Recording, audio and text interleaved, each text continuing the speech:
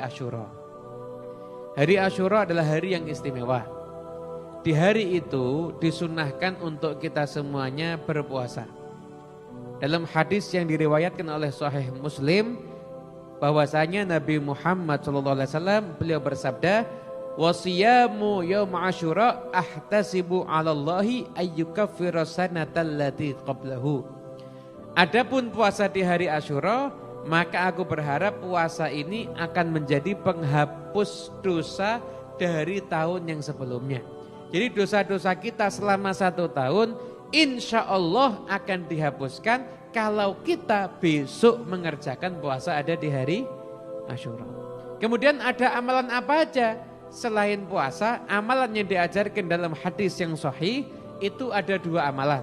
Yang pertama puasa hari Asyura. Jangan lupa niatnya nawaitu shauma Asyura boleh, atau nawaitu shauma yaumi Asyura silahkan. Itu bahasa Arabnya. Intinya Anda niat dengan dalam hati dengan bahasa Indonesia, saya niat besok mau puasa Asyura. Kemudian setelah itu amalan yang berikutnya adalah memberikan nafkah lebih kepada keluarga. Dalam hadis diriwayatkan oleh Imam At-Tabrani bahwasanya Rasulullah SAW bersabda, "Man wassa'a 'ala 'iyalihi yauma Asyura lam yazal fi sa'atin sa'ira sanatih." Barang siapa yang memberikan nafkah lebih kepada keluarganya di hari Asyura, maka sepanjang tahun insya Allah dia akan diberikan kelonggaran rezeki oleh Allah Subhanahu wa ta'ala. Apa yang dimaksud memberikan nafkah lebih kepada keluarga?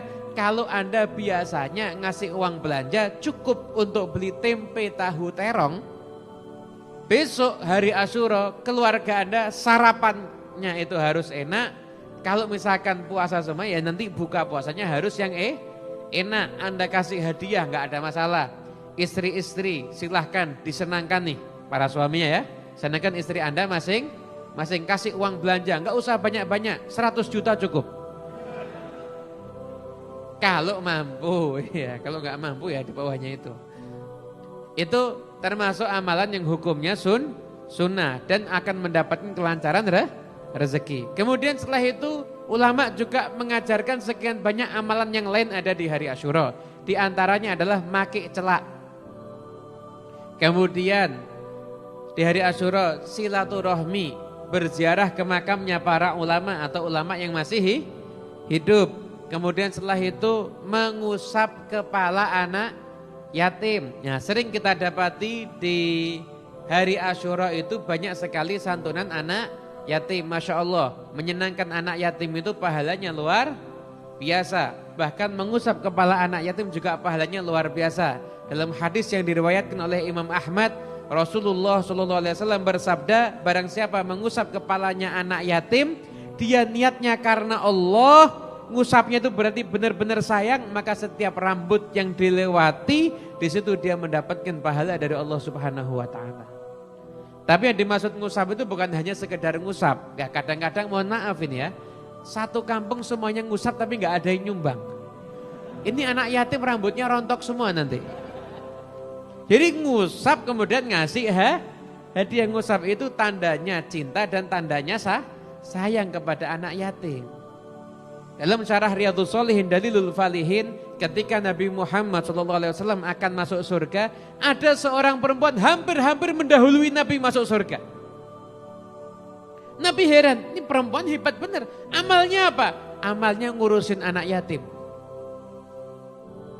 Amalnya itu ngurus anak yatim. Nah, untuk siapapun yang buat santunan anak yatim, mengusap kepala anak yatim, silahkan, bagus. Namun saran dari saya, Anda kalau mau buat acara santunan anak yatim, Anda harus perhatikan benar. Kalau Anda memang mau ngasihnya hanya anak yatim yang sesuai dengan syariat adalah anak yang ditinggal mati sama bapak dan belum balik. Namanya anak yatim. Tapi nyatanya saat ini santunan-santunan itu bukan cuma anak yatim. Anak yang tidak mampu juga dimasukkan.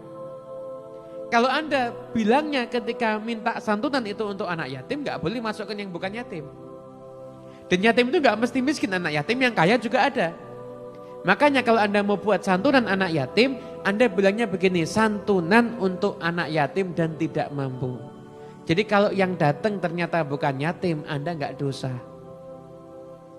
Kadang-kadang mohon maaf ada anak ditinggal minggat sama bapaknya dibilang yatim. Itu bukan anak yatim, memang bapaknya kurang ajar.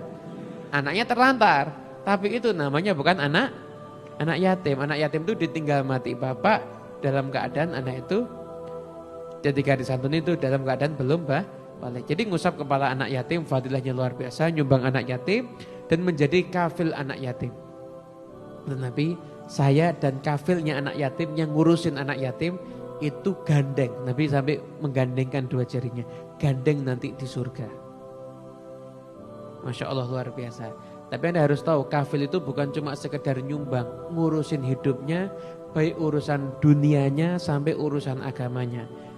Anak yatim itu diurus beneran, kira-kira gimana yang terbaik untuk dia, dapat pendidikan yang cukup, baik pendidikan urusan agama ataupun pendidikan juga urusan umum yang lainnya. Itulah amalan-amalan yang bisa kita kerjakan nanti ada di hari Asyura. Gitu ya. Jadi silahkan beramal soleh yang istimewa di hari Asyura. Kenapa? Biar dosa kita diampuni oleh Allah Subhanahu wa taala.